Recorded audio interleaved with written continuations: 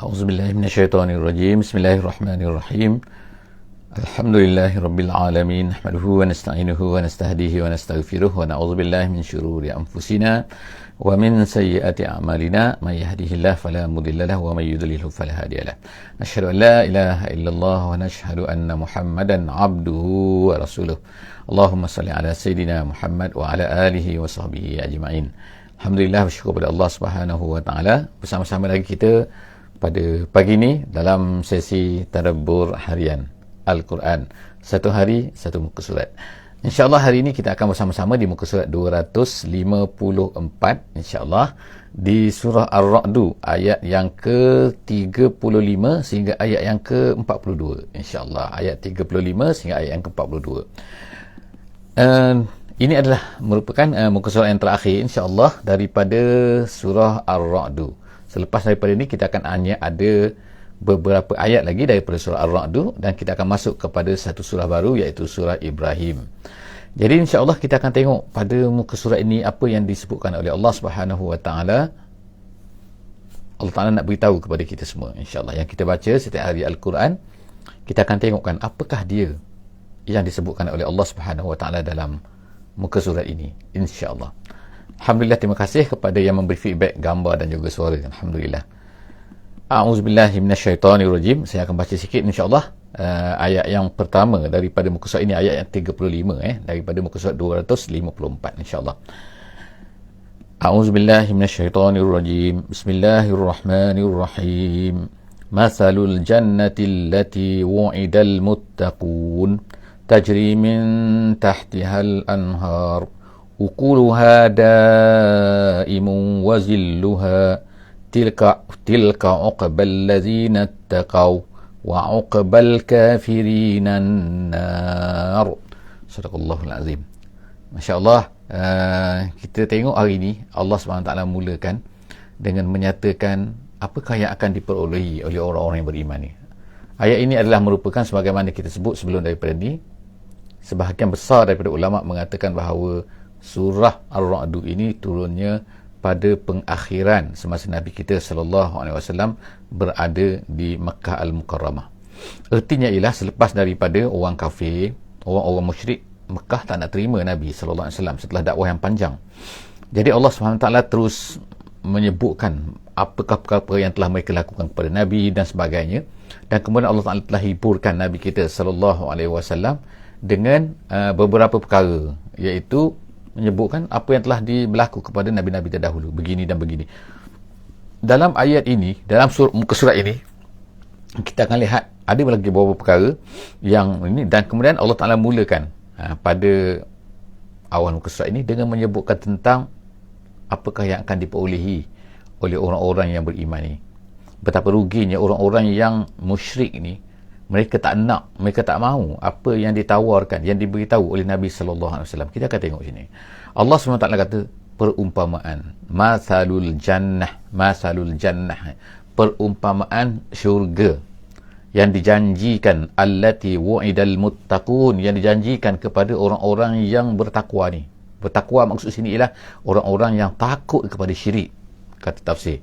Iaitu Allah Ta'ala janjikan kepada orang-orang yang takut kepada syirik, yang lari daripada syirik, yang beriman, maka bagi mereka Allah Ta'ala akan janjikan apa?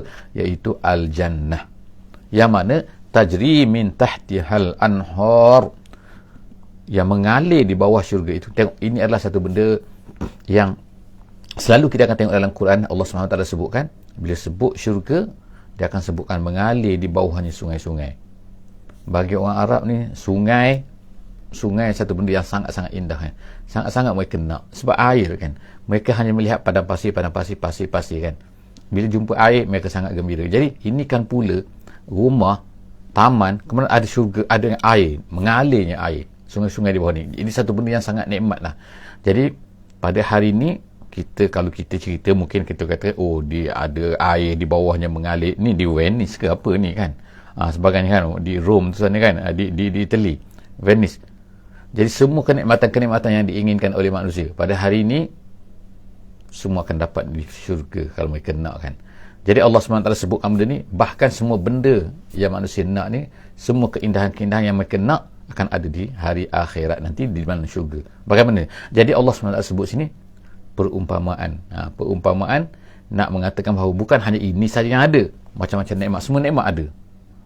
Secara ringkasnya, apa yang mereka nak, apa yang teringat oleh manusia, mereka akan dapat di dalam syurga. Jadi Allah SWT sebut sini ialah salah satu daripadanya di sini, iaitu masalul jannati allati wa'idal muttaqun tajri min tahtihal anhar. Kemudian Allah SWT sebutkan beberapa perkara yang mereka akan dapat dalam syurga ni, iaitu ukuluha daimun. Ukuluha maknanya ialah apa ma yukal minha, apa yang dimakan di dalam syurga ni, iaitu ukuluha, iaitu makanan-makanan yang ada di dalam syurga ini adalah daimun. Daimun artinya ialah sentiasa. Makna tak ada putus-putusan. Kalau kita kata, contohlah kita kata, sekarang kita hidup atas dunia kan, kadang-kadang buah ni, ni bukan musim dia, tak ada. Contoh saja kan. Ini bukan, ini tak masak lagi. Ini, tak. Dalam syurga, ukuluha daimun. Nak makan apa? Dia akan ada, sentiasa ada. Kemudian, wazilluha. Allah Ta'ala kata, wazilluha. Wazilluha maknanya bayangnya. Di sini disebutkan bayangnya, kenapa nak tunjukkan satu benda mana tak ada benda yang putus. Tak ada benda yang berubah kan. Tak ada benda. Zillu tu maknanya bayang. Bayang. Kalau atas dunia ni bayang, kadang-kadang kita nak bayang bila ada matahari. Kalau tak ada matahari, tak adalah bayang. Kalau tak ada lampu, tak adalah bayang. Waktu malam gelap, mana ada bayang satu benda kan. Jadi nak ceritanya maknanya satu benda tu putus kan, tak ada. Tunggu pula matahari keluar, tunggu pula ada cahaya, barulah ada bayang. Dalam syurga tak ada. Semua benda akan ada. Nak apa kan? Apa benda yang nak. Jadi itu nak tunjukkan kelestarian. Semua benda akan tetap ada, sentiasa ada, tak putus-putus. Ukuluha daimun wazilluha daimun. Itu dari segi makna kan. Dalam Quran tak sebut wazil, dia sebut wazilluha. Artinya wazilluha daimun juga. Kemudian tilka uqbal ladzina taqau. Itulah dia balasan ataupun uqba artinya akibat. Akibat bahasa Melayu maknanya yang buruk tapi dalam bahasa Arab maknanya akibat itu penghasilan, apa yang akan didapati, apakah yang akan diperolehi oleh orang-orang yang attaqau. Tapi Allah Ta'ala kata tersebut dalam masa yang sama, wa uqbal kafirin an-nar. Balasan untuk orang-orang yang kafir ni ialah neraka. Seterusnya kita tengok ayat yang ke-36, ayat yang ke-36 insya-Allah. Allah Ta'ala sebut wallazina atainahumul kitab. Sekarang tiba-tiba kita tengok Allah SWT sebutkan tentang ahli kitab. Allah Ta'ala sebut wallazina atainahumul kitab, dan ada pun orang-orang yang kami berikan kepada mereka alkitab. Kalau kita tengok ayat ni, kenapa pula di Mekah tiba-tiba ayat ni makiyah kita kata. Tiba-tiba disebutkan perkara orang ahli kitab. Biasanya orang ahli kitab ni orang-orang yang berada di Madinah, iaitu orang yang berada, orang Yahudi biasanya kan, orang Kristian yang ramainya nanti akan dijumpai oleh Nabi SAW semasa di Madinah, bukannya di Mekah. Macam mana pula cerita? Jadi sebab itulah setengah-setengah ulama mengatakan bahawa surah Ar-Ra'd ni ialah madani, antaranya ialah tandanya ayat ini. Tapi setengah-setengah ulama kata bahawa ayat ini adalah Makki, surah ini adalah Makki, tetapi ada ayat madani yang berada dalam ni. Contohnya ialah ayat ini. Wallahu a'lam bissawab. Yang penting bagi kita ialah Allah Subhanahu Wa Taala sebutkan sekarang ni ialah bahawa ada orang-orang yang, jadi kita bagi kita ialah tak apa, mana-mana pun kita kata wallazina atab. Allah Taala nak sebutkan orang-orang yang kami berikan, ataina humul kitab, yang kami kami berikan hum, mereka itu alkitab, iaitu orang Yahudi, Kristian dan sebagainya. Dan ayat ini khususnya Allah SWT sebut iaitu yang dimaksudkan di sini ialah orang-orang yang Yahudi yang telah masuk Islam, seperti Abdullah bin Salam dan juga kawan-kawan beliau. Jadi dia ada berapa orang Yahudi, sebenarnya tak ramai orang Yahudi yang di Madinah yang masuk Islam, tapi setengah-setengah mereka yang diketuai oleh Abdullah bin Salam. Dia bersama-sama beberapa orang kawan-kawan dia telah masuk Islam. Masya Allah kan. Jadi Allah Ta'ala puji mereka, wallazina atainahumul kitab yafrahuna bima unzila ilaik. Mereka ni gembira, ada di kalangan mereka ni yang gembira dengan apa yang diberikan oleh Allah Subhanahu Wa Taala kepada kamu, wahai Muhammad. Sebab apa gembira? Sebab bila mereka ni tengok bahawa apa yang Nabi Muhammad SAW bawa tu sama dengan apa yang ada di dalam kitab Taurat mereka. Jadi sebab itulah Allah SWT, Allah Ta'ala sebut sini kan, Allah Ta'ala puji mereka ni adalah orang-orang yang telah diberikan kitab, sangat gembira, yafrahun bima unzila ilaik, dengan apa yang diturunkan kepada kamu, kerana memang tepatlah mereka tunggu-tunggu, memang betul-betul. Tetapi ada di kalangan mereka-mereka itu orang-orang yang wa minal ahzabi man yunkiru ba'dah. Tapi sebahagian daripada ahli kitab ni pula, sebahagian daripada bukan ahli kitab ni, mereka ini daripada ahzab. Ahzab ni mana perkumpulan-perkumpulan. Iaitu orang-orang yang dapat tak kira lah mereka ni musyrik ke, kata ahli tafsir, ataupun mereka ahli kitab. Mereka yang man yunkiru ba'dah. Mereka yang menafikan, menolak Al-Quran, menolak yang diturunkan oleh Allah SWT kepada kamu. Kul, wahai Muhammad, katakan kepada mereka, kul, katakan, innama umirtu an a'budallah wala usyrika bih. Katakan, aku disuruh untuk memperhambakan diri kepada Allah Ta'ala saja dan tak boleh kepada yang lain. Sebagaimana kamu semua yang tak nak beriman, ilaihi ad'u wa ilaihi ma'ab. Dua, aku berdoa kepadanya, iaitu aku berdakwah kepadanya. Kata setengah tafsir, ada yang kata adalah aku memperhambakan diri kepadanya, beribadat kepadanya. Ad'u ni dia boleh makna beberapa makna kan. Ad'u boleh mengajak, ad'u boleh maknanya itu aku berdoa kepadanya, iaitu aku menyerahkan diri kepadanya. Wa ilaihi ma'ab, dan kepadanya aku kembali. Aku bukan kembali kepada berhala-berhala semua benda yang tak betul ni kan. Ma'ab tu maknanya marja, maknanya aku kembali. Seterusnya kita tengok ayat yang ke-37 insya-Allah. 37 Allah Subhanahu wa taala berkata, wa kadzalika anzalnahu hukman arabiyya. Anzalnahu, dan begitulah kami telah turunkannya, situ ialah maknanya Al-Quranul Karim, sebagai hukman arabiyya. Hukman maknanya kata putus, pemutus, yang digunakan sebagai pemutus, sebagai hakim, sebagai penetap dalam bahasa Arab. Jadi Allah SWT sebut sini bahawa Quran ni adalah nombor satu, dia ni hukman. Yang kedua, dia adalah Arabi. Jadi sebab itulah kita katakan bahawa Quran mesti bahasa Arab. Yang lain daripada yang bukan bahasa Arab tu, itulah nama dia terjemahan kepada Al-Quran. So apa-apa mesti refer kepada Al-Quran dalam bahasa Arab tu.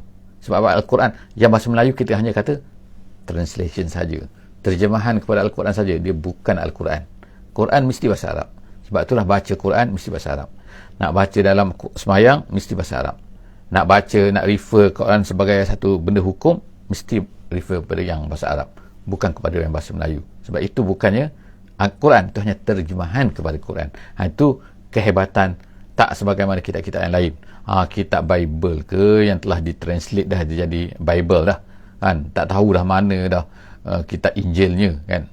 Gitu jugalah yang lain-lain. Jadi Allah Subhanahu taala kata, wa kadzalika anzalnahu, Quran ni dia Arabi dan dia adalah hukman, sepatutnya pemutus, tapi tidak digunakan oleh kebanyakan daripada orang Islam sekarang. Orang Islam lebih banyak menggunakan yang lain daripada Al-Quran tu sebagai pemutus dalam kehidupan mereka, penentu baik, buruk, salah, betul, banyak menggunakan bukan Al-Quran. Jadi mari kita kembali kepada Al-Quran sebagai hukman, Allah Ta'ala kata, dan juga bahasa Arab.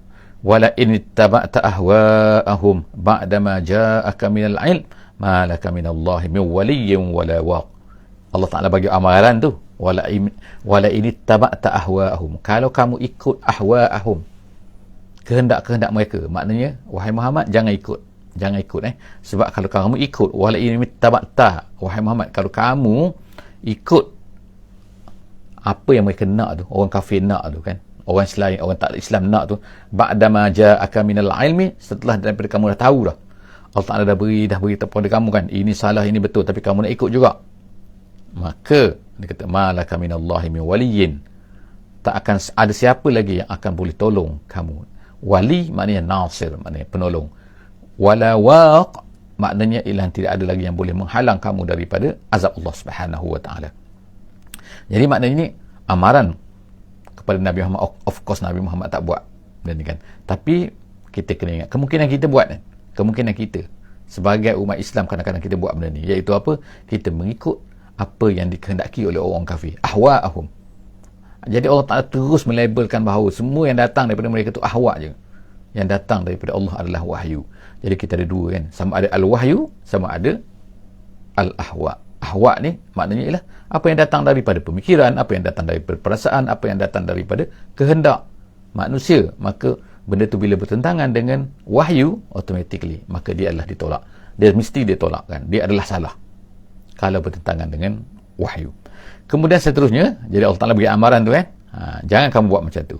Kalau kamu buat macam tu, Allah Ta'ala kata malaka minallah, nescaya Allah tak akan tolong kamu dan kamu tak akan ada lagi orang yang akan dapat menghalang daripada azab Allah Subhanahu wa Ta'ala. Jaga-jaga. Seterusnya insya-Allah kita akan tengok ayat yang ke-38. 38 Allah Subhanahu wa Ta'ala sebut selepas itu kan, iaitu pernah kan, yakni ayat 38 ni ulama menyebutkan ada sebab nuzulnya, ada sebab turunnya. Apa sebab turunnya?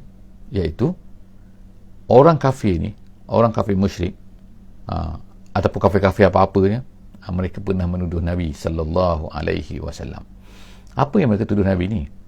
Mereka tuduh Nabi iaitu kerana Nabi ni ramai isteri, dan Nabi ni ada anak.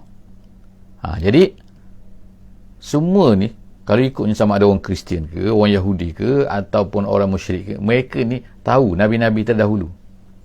Orang-orang Kristian, mereka of course lah, mereka ni ada Nabi Isa, mereka kata mereka puja Nabi Isa dan sebagainya, konon-konon lah mereka puja kan, tapi tak ikut pun. Kemudian orang-orang Yahudi, ada Nabi Musa mereka, ada Taurat mereka. Even orang musyrik pun yang di Mekah ni pun, mereka ada Nabi Ibrahim. Konon-konon mereka kata mereka ni ikut Nabi Ibrahim. Ada patung Nabi Ibrahim lagi dalam Kaabah tu, mereka letak situ kan. Dan mereka buat haji ni kenapa? Kerana ikut Nabi Ibrahim. Jadi masing-masing tu ada Nabi. Ada Nabi Ismail, ada. Sebab di Kaabah tu ada satu tempat nama dia Hijr Ismail. Hijr Ismail tu memang zaman Nabi SAW tu memang dah mereka panggil sebagai Hijr Ismail. Sampai sekarang lah kita panggil Hijr Ismail. Jadi sekarang ni maknanya semua mereka ni ada tahu Nabi-Nabi. Walaupun orang musyrik Mekah ni mereka tak tahulah Nabi-Nabi yang lain tu, mereka tak respect sangat kan, mereka nak Nabi Ibrahim je. Jadi Allah SWT pun sebut kan, tiba-tiba mereka ni semua ni kan kutuk Nabi kita sallallahu alaihi wasallam. Sebab apa? Sebab ada isteri, sebab ramai isteri, dan kemudian sebab ada anak-anak. Jadi Allah Taala kata pun walaqad arsalna rusulan min qablik. Allah SWT kata sesungguhnya kami telah utuskan rusulan, banyak rasul-rasul, min qablika, sebelum kamu wahai Muhammad. Waja'alna lahum azwaja, dan kami jadikan untuk mereka itu ada isteri-isteri, azwaj, bukan zauj tapi azwaj. Jadi maknanya bukan kamu saja yang ada lebih daripada seorang isteri, tapi yang lain-lain sebelum daripada tu. Nabi Ibrahim ada dua, ada Hajar dan juga ada Sarah sebagai contoh juga. Nabi Musa, Nabi Isa of course lah kan, dia tak ni kan. Tapi maknanya sinilah Nabi-Nabi sebelum daripada ni ada isteri-isteri. Jadi apa salahnya kamu ni ada isteri? Tengok kan. Jadi mereka ni semua cari point, cari pasal lah, kita kata nak kutuk Nabi kita sallallahu alaihi wasallam. Jadi Allah SWT sebutkan waja'alna lahum azwajan wa zurriyyah, dan ada zuriat, ada anak. So apa salahnya? Nabi lain pun ada. Wa ma kana li rasulin an ya'tiya bi ayatin illa bi iznillah. Tu habis poin tadi tu kan, poin pasal anak, pasal isteri tu. Kemudian Allah Ta'ala sebut lagi tentang bahawa Nabi-Nabi ni macam mana sebenarnya sikap mereka, perangai mereka, Nabi-Nabi yang terdahulu sebelum daripada Nabi Muhammad SAW. Jadi Allah Ta'ala sebutkan wa ma kana li rasulin, tidak adalah bagi seorang rasul tu an ya'tiya bi ayah, mereka ni boleh bawa satu ayat illa bi iznillah, melainkan dengan izin Allah Subhanahu wa Ta'ala. Sebab mereka dakwa ni, mereka dakwa kata Muhammad ni bawa satu benda yang memang daripada diri sendiri, pandai-pandai je. Jadi Allah SWT beritahu kepada orang manusia ni bahawa seorang Nabi tak mungkin akan dapat ceritakan satu benda kepada sesiapa pun, melainkan mesti dia akan dengan izin Allah Subhanahu wa Ta'ala. Waalaikumsalam warahmatullahi wabarakatuh. Jadi maknanya tak boleh pandai-pandai. Nabi Ibrahim pun tak boleh pandai-pandai, Nabi Ismail pun tak boleh pandai-pandai, Nabi Musa pun tak boleh pandai-pandai, Nabi Isa pun tak boleh pandai-pandai. Jadi ini Nabi Muhammad, dia tak boleh pandai-pandai dia. Jadi kamu tolak dia ni, kamu tolak Muhammad, kamu kata bahawa dia ni mengada-ngada dan sebagainya, ini adalah merupakan tolakan-tolakan yang tak logik kamu. Nabi-Nabi terdahulu, Nabi Muhammad SAW pun macam tu juga. Jadi wa ma kana lirasulin an ya'tiya bi ayatin illa bi iznillah, melainkan dengan izin Allah, likulli ajalin kitab. Semua benda ni dikata telah tertulis dah. Likulli ajal kitab, telah tertulis. Maknanya tak apa kamu cakap macam tu, tak apa. Jagalah kamu nanti. Semua benda telah ditetapkan oleh Allah SWT. Kita tengok ayat yang ke-39 insya-Allah seterusnya, iaitu Allah SWT berkata, yamhullahu ma yasha'u wa yuthbit. Semua benda telah ditetapkan, dan kemudian Allah Ta'ala katakan, sebut sini tentang, ulama kata ialah tentang nasakh. Nasakh ni ialah Allah Ta'ala membatalkan satu hukum. Allah Ta'ala kemungkinan menghantar satu hukum, meletak sebelum daripada, kemudian datang selepas daripada itu, apabila tiba satu masa yang tertentu, kemungkinan ada perkara-perkara yang Allah Ta'ala telah batalkan hukum tu. Sama ada batalkan hukum tu, sama ada batalkan bacaannya, sama ada tak kira lah. Tapi maknanya batalkan, maknanya yang ini di cancel, yang dulu tu di cancel, kemudian sekarang ni datang yang baru. Yang baru ni meng-cancel yang dulu ni. Ada setengah orang kata benda ni tak mungkin terjadi. Kenapa terjadi? Seolah-olahnya macam Allah lupa, seolah-olah macam Allah Ta'ala sesilap. Sebab ni cancel. Kenapa cancel? Ini adalah kesalahan-kesalahan manusia. Bagaimana kan manusia? Dia boleh kata bahawa Allah ni lupa. Dia boleh kata bahawa manusia, Allah Ta'ala ni kan silap. Allah SWT ceritakan di sini kan dalam ayat ni, Allah Ta'ala kata yamhullahu ma yasha' wa yuthbit. Ada benda yang Allah Ta'ala nak padamkan, terpulang pada dia lah kan. Ma nansakh min ayatin aw nunsiha na'ti bi khairin minha, dalam surah Al-Baqarah dulu kita baca kan. Apa-apa saja boleh Allah Ta'ala nasakh. Ma nansakh min ayatin, daripada mana-mana ayat, aw nunsiha, ataupun kami lupakan. Allah Ta'ala boleh lupakan semua sekali. Allah Ta'ala kata dia akan bawa dengan satu benda yang sama ataupun yang lebih baik. Jadi semua itu dengan hikmah Allah Subhanahu Wa Ta'ala. Jadi Allah Ta'ala sebut sini yamhullahu ma yasha'. Allah Ta'ala boleh padamkan apa saja yang dia kenaki, wa yuthbit, ataupun kekalkan. Sebagaimana Quran sekarang ni kekalkan, tak ada lagi lah nasakh mansukhnya, tak adalah sekarang ni kan, telah dibatal-batal, tak adalah. Sebab apa? Sebab Nabi Muhammad SAW dah tak ada, dah wafat kan. Jadi maknanya sekarang ni Allah Ta'ala, kalau ada orang menolak tu, kenapa macam ni, tak ada, memang Allah Ta'ala boleh kan. Jadi Allah Ta'ala kata yamhullah ma yasha' wa yuthbit, tetapi wa indahu ummul kitab, tetapi di sisi Allah Subhanahu Wa Ta'ala ada ummul kitab. Ummul kitab ni bukan Al-Fatihah. Ummul kitab di sini maksudnya ialah suatu benda yang asal, yang ada di sisi Allah Subhanahu Wa Ta'ala, iaitu maknanya Allah Ta'ala tahu semua benda yang akan terjadi, apa yang akan terjadi, apa yang telah terjadi, apa yang sedang terjadi, semua Allah Subhanahu Wa Ta'ala tahu kan. Jadi itu ummul kitab ni, satu benda yang tercatat, yang memang yang tu yang lain atas dunia ni, yang Allah Ta'ala beri, kemungkinan beri sini sikit dulu, kemudian lepas tu dibatalkan hukum ni. Sebab apa? Kerana manusia kadang-kadang perlukan kepada gradually kan, sedikit. Kadang-kadang tak boleh sekaligus satu benda. Kadang-kadang kalau sekaligus ni dia akan jadi berat pada dia. Dan sebagainya hikmah Allah SWT kan. Allah Ta'ala tahu kan kenapa dia buat macam tu dan sebagainya. Jadi bagi kita sebagai umat Islam ni kan, kita terima apa yang telah ditetapkan oleh Allah SWT. Mesti ada hikmahnya. Kita yakin pada Allah SWT. Kemudian ayat yang ke-40, insya-Allah ayat ke-40, wa imma nuriyannaka ba'dal ladzina iduhum aw natawaffayannak fa innama 'alaikal balagh wa 'alainal hisab. Ayat 40 Allah Ta'ala sebutkan macam ni. Allah Ta'ala kata kemungkinan ada setengah-setengah benda, setengah-setengah azab ni Allah Ta'ala turunkan semasa hidup kamu wahai Muhammad. Maknanya supaya Nabi Muhammad ni ditunjukkan kepada kamu. Maknanya Allah Ta'ala nampakkan kepada kamu sebab kamu masih hidup.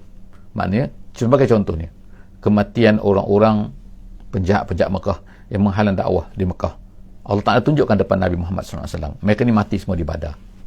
Abu Lahabnya, semua-semualah kan, Umayyah bin Khalafnya, semua tu mati di Badar. Nabi SAW boleh tengok. Jadi itulah maksud ayat ni kan.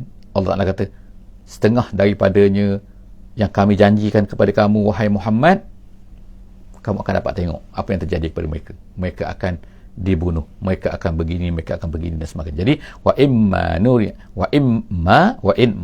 gitu, wa imma bacaan dia, sebahagian daripada itu ada yang kami tunjukkan kepada kamu wahai Muhammad, ba'dal ladzina idhum, apa yang kami janjikan untuk kami kenakan azab kepada mereka itu atas dunia, kami tunjukkan kepada kamu. Ataupun au natawaffayannak, Ataupun ada yang kami matikan kamu, tapi kamu tak sempat nak tengok. Jadi yang pentingnya bukan benda itu semua, bukan perkara-perkara azab semua kamu nampak tak nampak kan. Tugas kamu wahai Muhammad, Allah Ta'ala kata fa innama alaikal balagh. Sama dah dengan kita pada hari ini kan, iaitu Allah Ta'ala kata yang penting kita ni menyampaikan ataupun tak menyampaikan. Jangan fikir kenapa Allah Ta'ala tak azab lagi, kenapa kami depan mata kami, kenapa semasa kami hidup kami tak dapat lagi nak tengok ni kan, nak azab.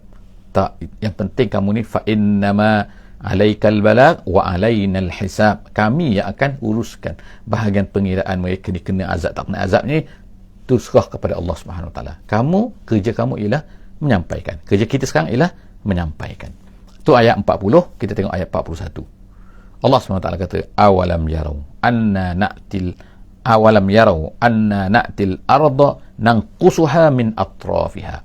Allah Ta'ala sebut sini, tidakkah mereka melihat, tidakkah orang kafir Quraisy ni melihat bahawa anna, sesungguhnya kami, na'til arda nanqusuha, kami datangi bumi-bumi, kami kurangi dia min atrafiha, daripada tepi-tepinya. Apa maksud ni? Maksud ayat ni ialah gini kan, Nabi SAW berhijrah ke Madinah sebab Mekah tak terima. Orang Mekah majoriti tak terima Islam. Okey, tak apa, Nabi pindah ke Madinah, kemudian orang Madinah boleh terima Islam. Kemudian bukan sekadar sikit, ramai, majoriti orang Madinah masuk Islam. Jadi itu maksudnya sini ayat ni kan, iaitu apa? Tidakkah mereka melihat bagaimana Allah Subhanahu Wa Taala telah menukarkan manusia-manusia yang dulu tak beriman, iaitu di Madinah tu, bertambah ramai. Kamu wahai orang Mekah tetap tak terima Islam, tengok orang Madinah, Allah Ta'ala dengan cepatnya kan. Jadi itu maksudnya Allah Ta'ala mengikis sedikit daripada bumi. Itu maksudnya iaitu bila orang Arab faham, baca ayat ni dia faham. Tengok Allah Ta'ala ambil sikit orang Madinah tu masuk Islam ramai-ramai. Jadi Allah Ta'ala kata min atrafiha, maknanya bertepinya, maknanya sedikit demi sedikit, dengan lajunya sedikit-sedikit, bukan lambat kan, tapi makna dengan lajunya orang-orang di tempat lain mereka telah masuk Islam, tinggalkan kamu. Sekarang ni tinggal kamu saja tak nak Islam. Wallahu yahkumu la mu'akkiba li hukmi. Allah Ta'ala kata Allah menetapkan, dan la mu'akkib makna tidak ada orang yang boleh menolak. Bila Allah Ta'ala tetapkan macam tu, tak ada orang boleh menolak li hukmihi, pada ketetapannya. Dan begitu juga kalau kita boleh katakan ayat ni juga maksudnya ialah apabila Allah Ta'ala meletakkan satu hukum, yahkum la mu'akkib, sepatutnya kita tak tolak. La mu'akkib li hukmihi, keputusan Allah Subhanahu Wa Ta'ala, ketetapan Allah Subhanahu Wa Ta'ala. Wa huwa sari'ul hisab, dia sangat-sangat cepat perkiraannya. Ayat yang terakhir, ayat 42, insya-Allah kita tengok sini. Wa qad maqara allazina min qablihim. Sebelum daripada ni Allah Ta'ala sebutkan makara. Makar ni maknanya ialah membuat perancangan jahat, membuat perancangan planning mereka kan, yang jahatlah terhadap nabi-nabi terdahulu dan sebagainya. Allah Ta'ala sebutkan orang-orang dulu membuat macam ni juga, macamlah kamu ni orang Quraisy, buat macam-macam perangai, macam-macam perancangan terhadap sehingga perancangan nak bunuh Nabi SAW. Jadi Allah Ta'ala dah buka dah, orang-orang dulu pun macam tu juga, mereka ni buat perangai macam-macam, planning macam-macam. Falillahil makru jami'a. Ingat, mereka kena ingat bahawa semua planning ni semua adalah, kalau kita kata terjemahan, milik Allah, tapi maksudnya Allah Ta'ala falillahi al-makru jami', maknanya semua Allah Ta'ala tahu. Mereka ni nak buat macam mana, tak, Allah Ta'ala yang memiliki semua perancangan. Bukan Allah Ta'ala buat perancangan, tapi maksudnya ialah Allah Ta'ala tahu perancangan mereka. Mereka rasa boleh sembunyi ke? Jadi kamu wahai orang Quraisy, kamu nak buat perancangan pun Allah Ta'ala tahu juga. Kamu jangan Allah Ta'ala tak tahu. Ya'lamu ma taksibu, Allah Ta'ala tahu ma taksibu, apa yang kamu usahakan. Kemudian kullu nafsin, apa yang diusahakan oleh setiap daripada kamu. Semua orang, siapa saja, Allah Ta'ala tahu apa yang dia nak rancang. Wa saya'lamul kafir liman uqbad dar, nanti orang-orang kafir nanti akan tahu, minta maaf, wa saya'lamul kuffaru liman uqbad dar, nanti orang-orang kafir ni akan tahu siapakah yang akan mendapat balasannya. Bagaimana orang mukmin ataupun bagaimana orang kafir, bagaimanakah balasannya, nanti dia akan tahulah. Kalau dia tak nak tahu atas dunia ni, nanti akhirat dia akan tahulah. Setakat tu saja insya-Allah. Jumpa lagi muka surat 254. Kita akan jumpa nanti insya-Allah di muka surat 255, surah Ar-Ra'd dan juga surah Ibrahim insya-Allah. Dan juga kita akan mula masuk kepada surah Ibrahim di hari esok insya-Allah. Aku qauli hadza wa astaghfirullahal azim li wa lakum. Jangan lupa insya-Allah untuk share, untuk follow, untuk like, untuk subscribe. Saya doakan kepada semua insya-Allah. Aku qauli hadza wa astaghfirullahal azim li wa lakum. Insya-Allah kita tangguhkan dengan sama-sama baca surah Wal 'Asr. Bismillahirrahmanirrahim. Wal 'Asr innal insana lafi khusr illa allazina amanu wa 'amilus shalihat tawasaw bil haqqi wa tawasaw bis sabr. Wassalamualaikum warahmatullahi wabarakatuh.